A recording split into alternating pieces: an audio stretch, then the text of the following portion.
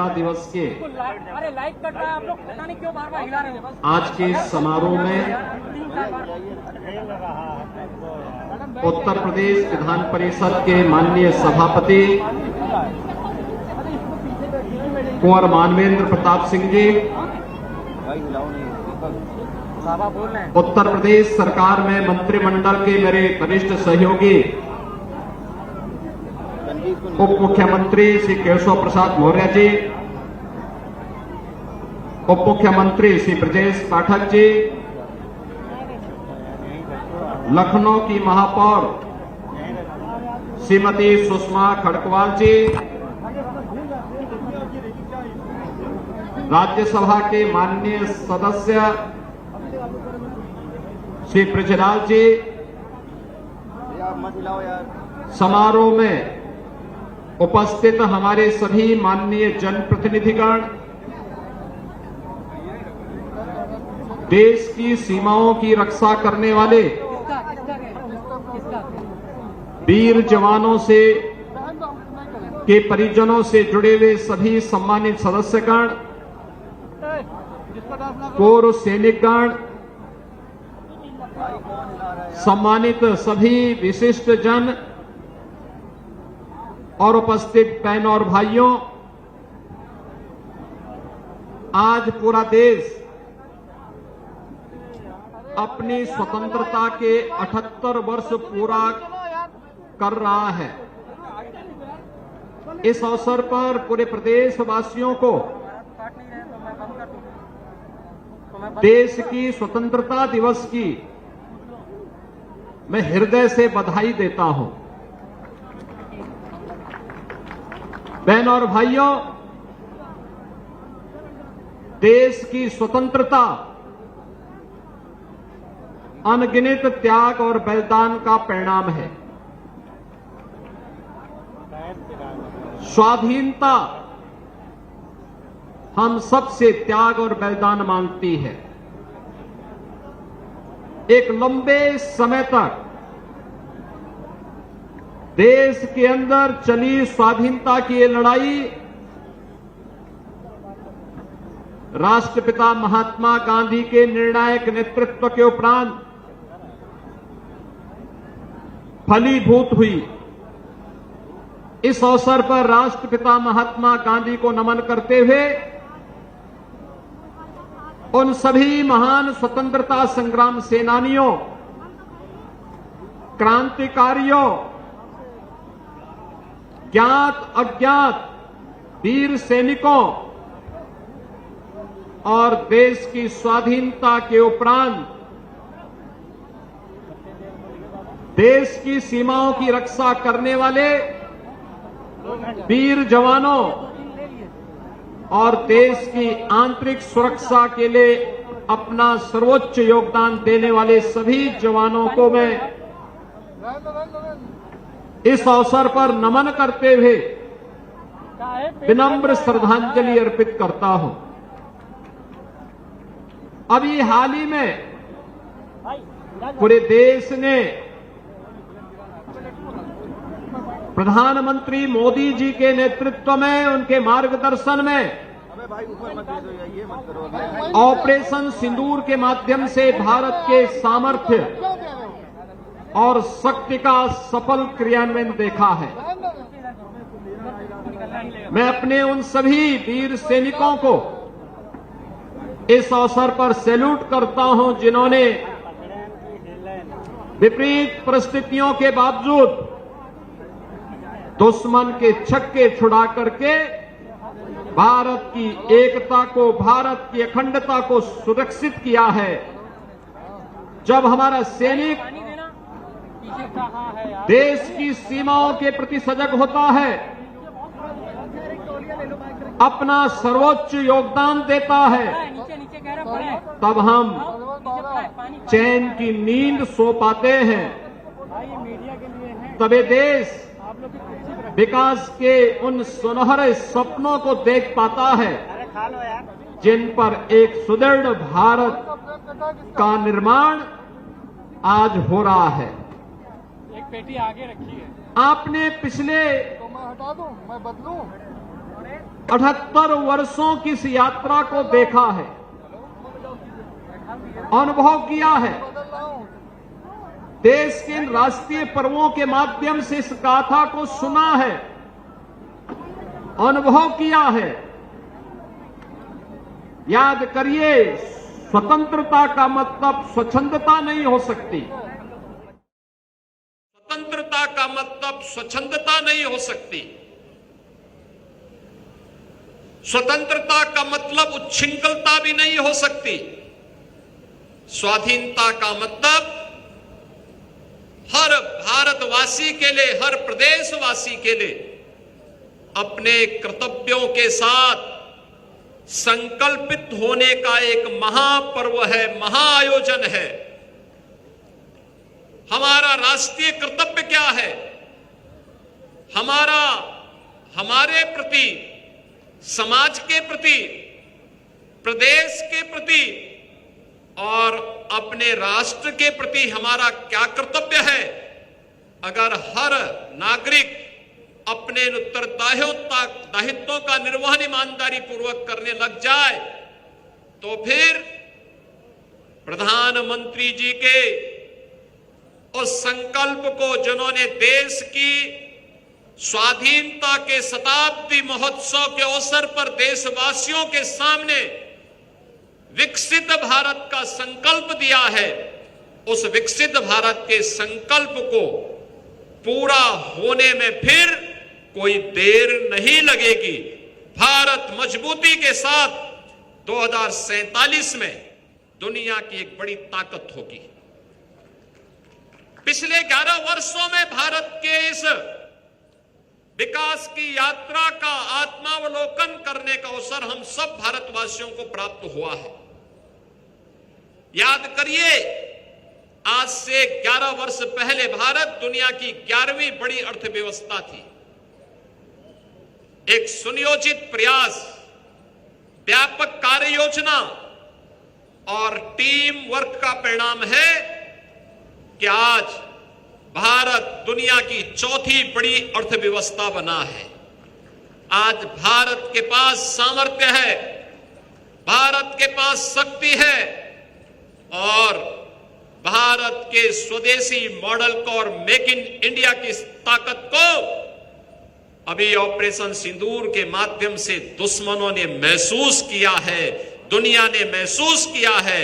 जब लखनऊ में बनी ब्रह्मोस मिसाइल दुश्मन के घर पे घुस करके उसके अड्डों को तहस नहस करती है, तो उसे भारत के स्वदेशी मॉडल पर उसको भी अब विश्वास हो चला है।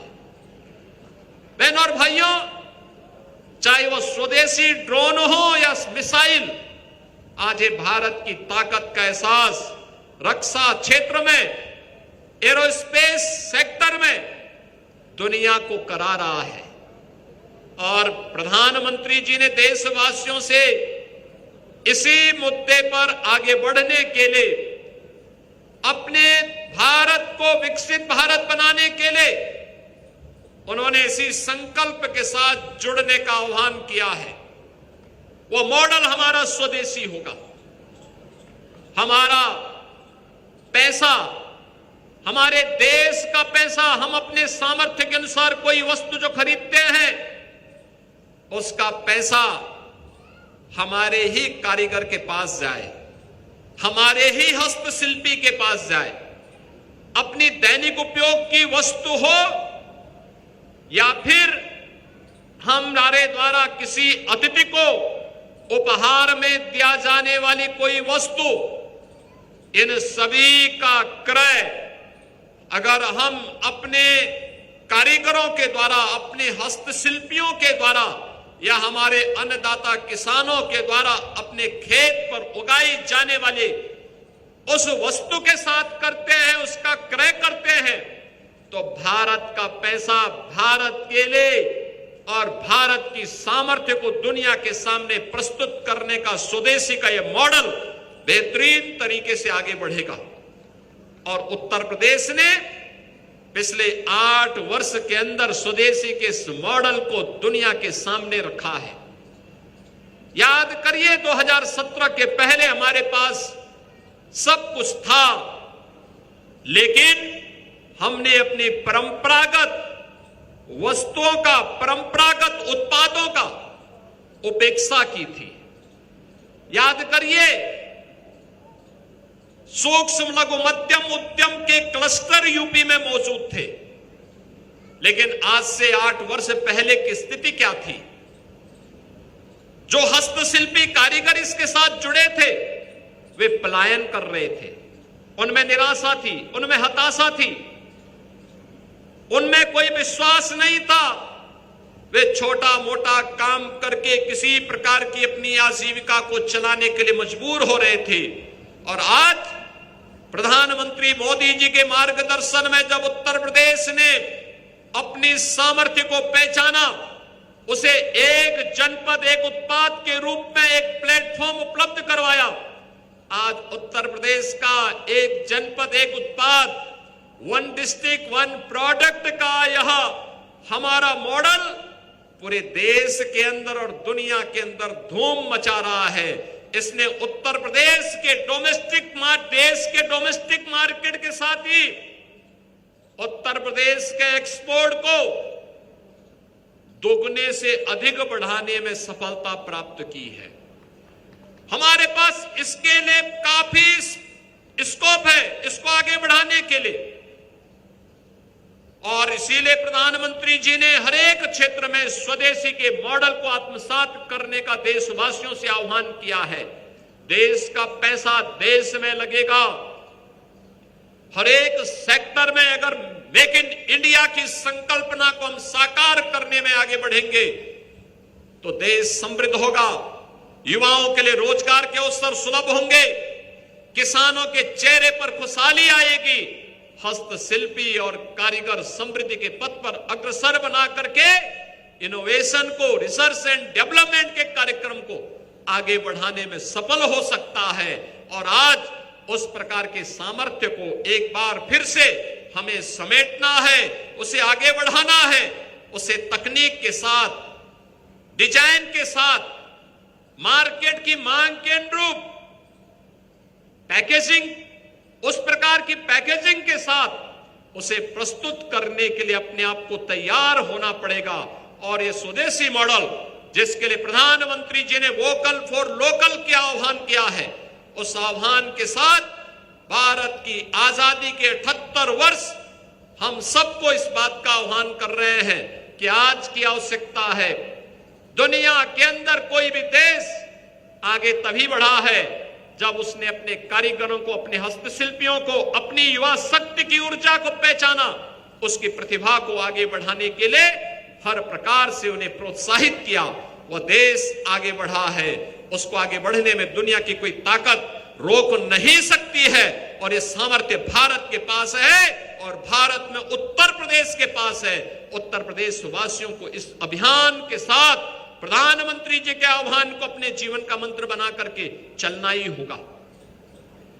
पिछले 8 वर्ष में उत्तर प्रदेश ने अपने परंपरागत हस्तशिल्पी और कारीगरों को आगे बढ़ाने के लिए जहां वन डिस्ट्रिक्ट वन प्रोडक्ट के इस अभियान को आगे बढ़ाया है, वहीं विश्वकर्मा श्रम सम्मान के माध्यम से, पीएम विश्वकर्मा स्कीम के माध्यम से भी उन्हें प्रोत्साहित करने के लिए काम किया है, उसे एक प्लेटफॉर्म दिया है, उसे आगे बढ़ने के लिए एक नई प्रेरणा प्रदान की है। और मुझे प्रसन्नता है कि आज इस सेक्टर से जुड़े हुए जो 16 प्रकार के हमने हस्तशिल्पी और कारीगर चिन्हित किए हैं, इन सभी ने अपने अपने क्षेत्र में नए प्रकार से अपने आप को प्रस्तुत किया है। समाज और मार्केट की मांग के अनुरूप इन हस्तशिल्पियों ने नई डिजाइन के साथ, नई टेक्नोलॉजी के साथ, समाज की मांग के अनुरूप उस प्रकार से अपने आप को तैयार करके आज अपनी सामर्थ्य का लोहा प्रदेश के अंदर और देश के अंदर दिया है, तो स्वयं स्वावलंबन का एक मॉडल भी प्रस्तुत किया है। मिशन मिलेट के नाम पर भी प्रदेश के अंदर जो हमारे परंपरागत अन्नदाता किसानों के द्वारा मोटे अनाज, जिसको एक प्रकार से हम विस्मृत से कर चुके थे, उस दिशा में अन्नदाता किसानों ने कार्य करना प्रारंभ किया। खेती की लागत कम हो, उत्पादन बढ़े, लागत को कम करना, उत्पादन को बढ़ाना, नेचुरल फार्मिंग उसका एक माध्यम है। और मुझे प्रसन्नता है कि उत्तर प्रदेश के आज 34 जनपद इस अभियान के साथ जुड़ करके तेजी के साथ इस कार्यक्रम को आगे बढ़ा रहे हैं। अगर हमें उन गंभीर बीमारियों से जो आज मुंह पाए समाज को निगलने के लिए दिखाई देता है, उस अभियान को अगर हम देखें, उस प्रवृत्ति पर रोक लगाने के लिए मिलावट को दूर करना होगा। फर्टिलाइजर, केमिकल और पेस्टिसाइड की कम आपूर्ति और उसे कम से कम इस्तेमाल करके नेचुरल फार्मिंग से, प्राकृतिक पद्धति से अगर हम खेती बाड़ी को आगे बढ़ाते हैं, कोई कारण नहीं कि आने वाले समय में स्वदेशी का ये मॉडल न केवल अन्नदाता किसानों की लागत को कम करेगा, उत्पादन क्षमता को बढ़ा करके उन्हें कई गुना आमदनी उनकी करने में सफलता प्राप्त करेगी। पिछले 8 वर्ष में उत्तर प्रदेश ने एक लंबी छलांग लगाने की दिशा में एक नए कदम बढ़ाए हैं। हर एक सेक्टर में कार्य किए गए हैं। क्या युवा हो, क्या महिलाएं, क्या अन्नदाता किसान हो या श्रमिक या समाज से जुड़े हुए हर एक तबके के उत्थान के लिए, उनके कल्याण के लिए आज उत्तर प्रदेश हर एक सेक्टर में नए नए प्रतिमान स्थापित करने की दिशा में अग्रसर हुआ है। याद करिए उत्तर प्रदेश के परसेप्शन को बदलने में कितनी बड़ी मदद मिली। आज से 8 वर्ष पहले जिस प्रदेश के सामने अपनी पहचान का संकट था, जहां का युवा अपनी पहचान को छुपाता था, आज हमारा युवा अपनी पहचान को छुपाता नहीं, अपनी प्रतिभा का लोहा देश और दुनिया के सामने मनाता दिखाई देता है। ये भारत के उत्तर प्रदेश की एक नई सामर्थ्य सामने आई है। आज उत्तर प्रदेश की ये युवा शक्ति उत्तर प्रदेश को देश की अग्रणी अर्थव्यवस्था के रूप में प्रस्तुत करते हुए दिखाई दे रहा है। ये वही उत्तर प्रदेश है। 8 वर्ष पहले दंगे होते थे, गुंडागिर्दी अराजकता चरम पर थी, न बेटी सुरक्षित थी, न व्यापारी सुरक्षित था, आम नागरिक असुरक्षित महसूस करता था। बहुत सारे जनपदों में, बहुत सारे कस्बों में सूर्य अस्त के साथ ही कर्फ्यू जैसा माहौल दिखाई देता था। लेकिन आज उत्तर प्रदेश सुरक्षा का एक नया मॉडल प्रस्तुत कर रहा है।